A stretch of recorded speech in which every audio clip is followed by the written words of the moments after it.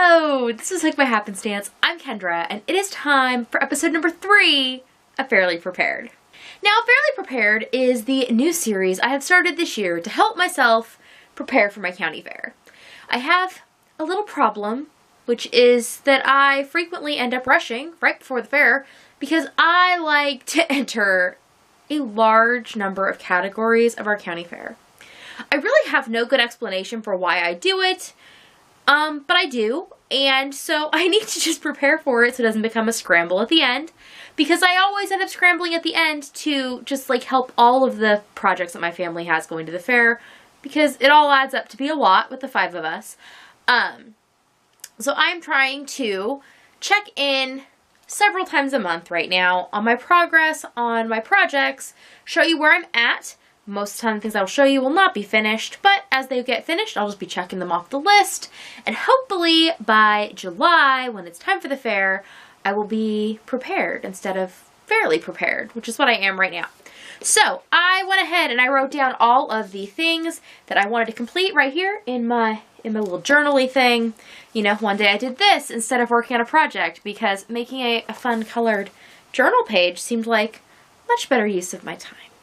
See, this is why I need a series like this to help keep me on track, because otherwise I do things like that and waste my time. Was it a waste? I don't know, because I enjoyed it, but I probably could have used that time more wisely.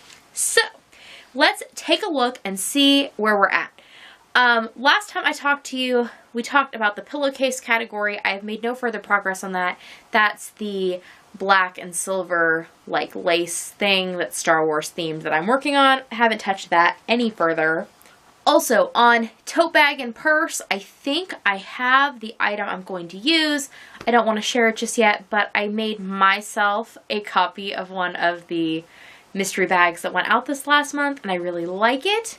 So I think there's a good chance that I'll be entering that into the fair. But I need to check and make sure it's like perfect, because I haven't done that. So we'll see. But I might have my tote bag or purse all done. So I have completed the crocheting on one of my projects. It is not technically done, obviously, because the ends are not woven in. It's not washed. I couldn't deliver it to the fairgrounds as is. But it has many skeins of yarn. And as I said, all of the crocheting is done. So I am finished with the work on my Tides of Change Afghan. This is made out of Bernat Mosaic in the Optimistic colorway, which is an acrylic single, which is discontinued. I bought this yarn about 5 years ago. I started crocheting when my youngest was in his first growth spurt. So I started crocheting in like January, February-ish of 2014. And shortly after that, I discovered the Yarnspirations, I guess at the time it was Spin Right, e-tent, where they sold large quantities, like case lots of yarn for very inexpensive prices from their their warehouse. So I bought a bunch of yarn, not really knowing anything about yarn. I just kind of gotten into the crochet thing. I think I might have bought this stuff before I made my first podcast. I don't remember, but I definitely bought things that were dumb. Like, I just didn't understand what I was getting. And this is actually one of the better purchases I made. I didn't spend a huge amount for how much yarn I got, but that meant I had a lot of yarn that I didn't necessarily love in the long run. This case, however, I did love color-wise. But this yarn, while it works out beautifully in the right case, it also works up horribly in the wrong case. So I tried putting this yarn into so many projects and failed. I found one hat pattern I liked it in. I liked it in the Delaney hat. I have made myself a top, which you'll see me wearing in a number of my videos, and I really like that. And that I designed on the fly. I also did a worsted weight version of one of my cogitation wraps out of it, and I also really like that, and I wear it in I've put buttons on it so that it becomes more like a sweater, like it wraps and buttons, and it's a whole thing. But I still had yarn left, obviously, some of this yarn had been made and frogged multiple times into things, and for the fact this is a single, this yarn actually frogs really well. Part of the reason that this yarn did not work in all cases is because it has kind of a weird amount of ply to it. I don't really understand why, but it does. Even when you're not frogging it, like just pulling it out of the skein. It's got an odd amount of twist. So, I don't know. But I've had this yarn with me for a long time. I've moved it from many of my craft spaces. You know, it's found many homes. When I did this last move-in a year ago, when I moved into my office here, I, for a while, had it in its own basket area. And then when I turned some of my drawers over into storage for shawls and like finished objects instead of yarn, because I have made so much in the last year or two, I took all of the burnout mosaic and put it aside in a large project bag with the intent to make myself an Afghan. And then I saw this as a good opportunity to do it. So one day I just pulled it out and I started. I had made a Tides of Change Afghan last year for the fair, actually, for my nephew. I made that one out of Red Heart Soft, and it got 3rd place. I'm not really sure why, because I obviously can't see the comments of the other Afghans and the way they were displayed. I don't know. I don't know that I fully agreed with that. The placings were also a little weird last year. Like, the number of things that were there and the categories they were labeled at didn't all quite add up, but whatever. Like, I'm not going to be sour grapes about it. I was just more confused than anything else. So, I decided to do another Tides of Change out of this yarn, and I really like the way that it has turned out. This is the Tides of Change pattern by Franco Randall. It's a free pattern on Ravelry, and this Afghan is a nice size. I did not complete the pattern. I only got 60 some rows in, and then I ran out of yarn, but I also was in kind of a convenient place to end. I ended with like this nice, there's like kind of this like leafy section, and then this like nice thick stripe around the edge. So I think that that's actually a really nice place to end.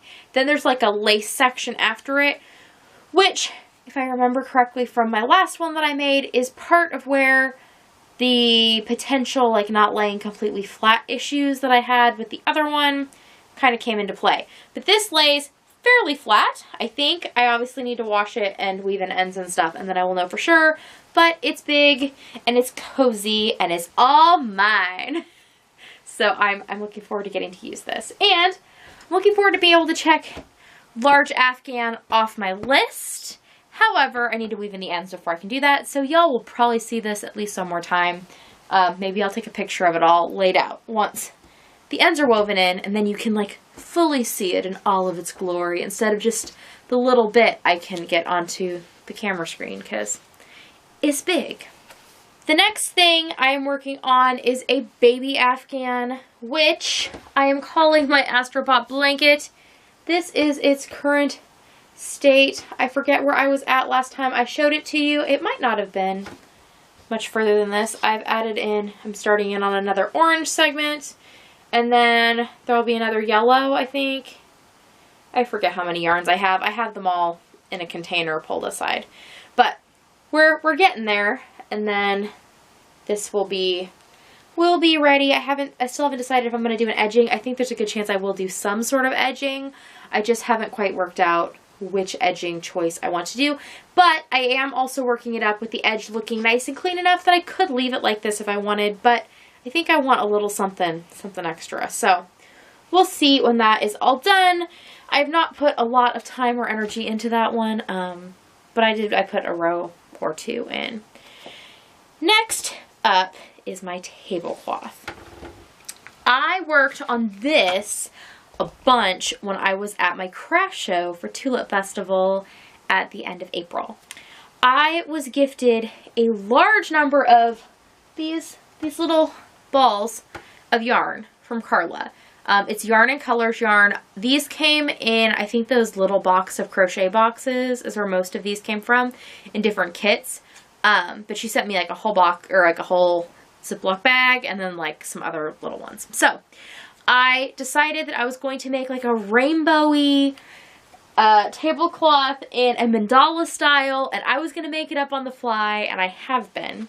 And I've got the majority of this work done during my craft show, during the 2 days, like between customers, and I find that it is an interesting thing for them to see. It actually draws a lot of people in my booth when I'm crocheting during the shows, especially because lots of times I stand and crochet, and the muggles are just like, whoa, what is that? Wow. And I'm like, it's really not that hard to stand and crochet, especially when the item is not big yet. So this is what it currently looks like. I think it will block really nice, this cotton, when it is all finished and washed. I am obviously not done. This is not big enough for a table. And I haven't quite figured out exactly what size it needs to end up, but we are probably going to be getting a new round table here in the nearish future to add to our life.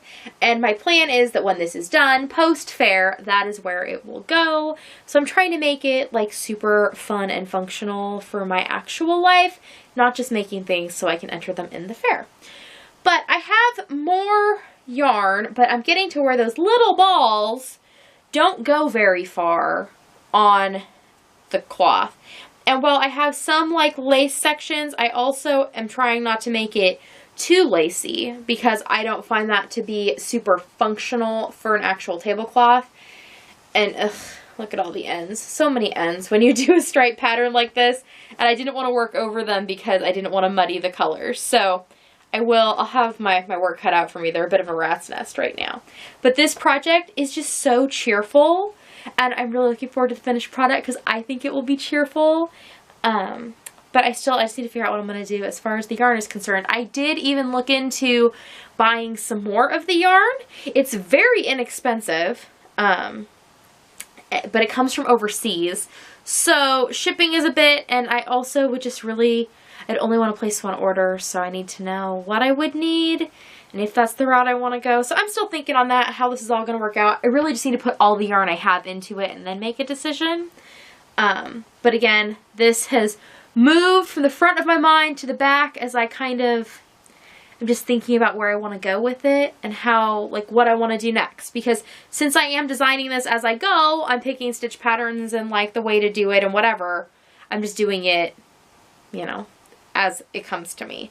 So I took a little break because I got a little burned out on this project because I spent the entirety of my trip to the craft show, at the craft show, and then in my free time working on this. And then it was like, I need to take a little step away and then I'll come back and get it done. The next project that I have been working on is another project with yarn that Carla had sent me in a box recently. She sent me a set of gradient yarns, like 25 grams each. And I forget the name of the company, and the card is under something. So I will make sure to tell you the yarn that the gradient is when I find it. And this is some Tosh Merino Light. So this is a single, and the gradient set is a 2-ply. And I am working on the bodice of a dress for myself. So here it is. It starts with this darker blue, and then there's a striping progression that I'm using that alternates the gradient yarns and the Tosh Merino Light all the way down. And I think I will have enough that this will go all the way through the bodice and maybe into the top of the skirt. I haven't quite, again, figured that out. I've just been trying it on as I go, so that way it fits me. So there is no pattern for this. The pattern is my body at the moment. So there is I'm using a sequence of stitches, like going from like half double crochet, extended half double crochet, extended double crochet, and then back down till single crochet and then back up so that it's striped, but the stripes are not all the same size, but it's not like it changes every single row. So I think it's an interesting, the size differences of the stripes are going to be interesting, I think, as well as the color differences. And I'm really enjoying the way that this gradient is working up. When I had the gradient yarns all laid out and I was just looking at the balls together, I just didn't really feel like they gradiated because they were so separate. I mean, I know that if you intermingled them, they would somewhat, but I just didn't feel like the colors looked like a full gradient. But with another color interspersed between them, I'm really liking the way that the gradient is moving. So I'm really excited about this. This is not necessarily a color palette that I lean heavy towards, but I think it'll be really nice for the summer. Then I have several, like 3 or 4 other 100-gram skeins that I'm going to use and do another like blended section for the skirt. The bodice is going to be tighter, the skirt's going to be looser, and my plan is that I will be sewing myself probably an underdress, like a cotton shift basically to wear underneath it, or I'll just wear like a black camisole and a black slip or something. But we'll see how that all turns out when it comes time to actually wear it. There will be straps. I'm amassing the scraps from the gradient yarns. Like I'm going around and they don't have enough to finish making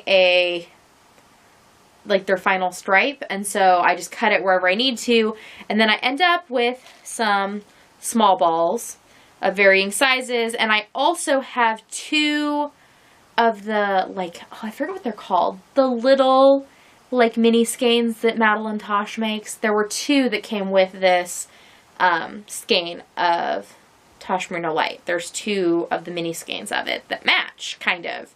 There's like a antler and transformation, something with a T. It's like a light blue gray. So I'm going to mix those singles in with the scraps of the other yarns and make straps that then match the rest. But I figured the straps are going to be the last thing that I do. However, I am keeping those 2 mini skeins aside specifically for the straps. So I know we'll have enough yarn to do some sort of piece to hold it on my body. But this has been taking way more time than I expected and way more energy. This has definitely eaten up the majority of my crafting time this week, but it's making me really, really happy.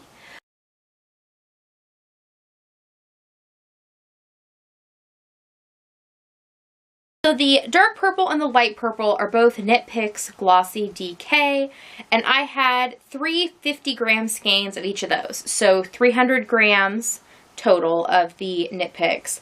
And then I had 2 skeins of the gray color, and this is an Australian wool. I'll give you the specific names and stuff when it's done, though I don't really know that that's relevant because you're not going to recreate the sweater. You just need to know I used a dark purple, light purple, and a gray, and they're all wool. That's really all that's important, right? But this, the gray color, I had 200-gram skeins. So 500 grams for the short sleeve sweater.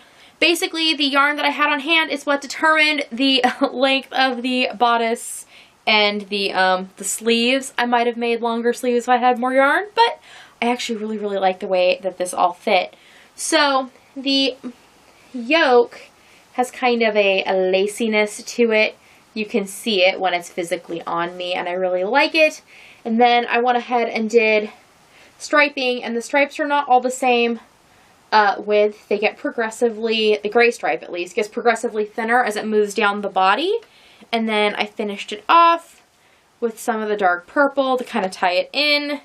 Then again, I did the sleeves and tied in some of the dark purple and the gray here. And then we tied the light purple and the gray back into the neckline so that it's kind of cohesive. And I'm really excited to get to wear this, but I won't get to wear it till after the fair. So I need to weave in the ends, get it washed, get it all ready to go. But that was a really exciting project to work on too and to finish. And again, I'm just really enjoying designing sweaters for myself as I go. And I don't know why, but I just don't really have the desire to use anybody else's patterns right now. I just have the desire to make it work. So that is what I'm doing. We already talked about the one completed thing I've done for the fair already, which is my crocheted other article, which is going to be my Decadent Frenchie hat. That is already complete, so I have one item done. And I think that is everything that I have on the go / done-ish for the fair so far. So I am making very good progress. I need to try, hopefully before the next time I see you, my plan is to weave in the ends on those 2 items so that they can be done. I really just need to sit down and watch a show or a movie and just weave ends. There is a good chance that might happen this week. I'm hopeful because my husband has the whole week off. So there'll be lots of family time where I just need to be present, but not necessarily active. So I will hopefully work on that. And then that dress. The dress is just what I want to do. So, well, it's what I want to do. It's what I'm going to do. Hopefully this has given you some ideas. I really, really, really recommend that you look into entering your own county fair. Most counties are looking for people to enter. It's not like a huge pressure thing, most places, and most places will let you enter for free, and there are usually small premiums if you do a ribbon. Like in my town, it is like $1, but you know, that it all adds up. That all adds up to be yarn eventually. So it is worthwhile, and it's kind of fun, and it's fun to get to see stuff. If you are not going to enter your county fair, I do at least recommend going and seeing the exhibits. It can give you a lot of good ideas and also show you what a lot of people are doing, like in their houses, that are creative, that you don't think about happening behind the scenes. And it is also really, really cool. At county fairs, you usually see a lot of representation from youth and things such as 4-H. And you can see that there's a lot of kids doing a lot of handicrafts that you don't know are going on. Again, because people do these hobbies in their homes, so you only see the stuff that with the people that you know. And so it's cool to see what's going on in your community, and perhaps you might find something that you would like to get involved in. So contact your local extension office for more information about your county fair. That is usually the best way. They are the people who run 4-H all over the country, and they can, if nothing else, get you in contact with the right people. Hopefully I will see you all again in the near-ish future to share the progress that I have made. I hope that this is an educational experience for all of us. It is helpful to me to make sure that I'm showing stuff as it's in progress, not feeling like I have to get it done before I'm willing to share, because I think that seeing that progressive journey of somewhat large-scale projects is important. And also, like things like a tablecloth or an Afghan that might be large scale and might draw you in for a period of time, it's okay to set it aside for a while, but I'm also trying to remind myself that I can't just set it aside forever. If that's the case, I just need to finish it off where it is and be happy with it at that size. But if I do want it to be bigger, I obviously need to keep plugging away, and I have a deadline to help me with that. I don't post on a regulated schedule, so if you want to make sure you don't miss out on any of my videos, they will just float into your sub feed if you're subscribed. Alright, I will see you all next time. Bye!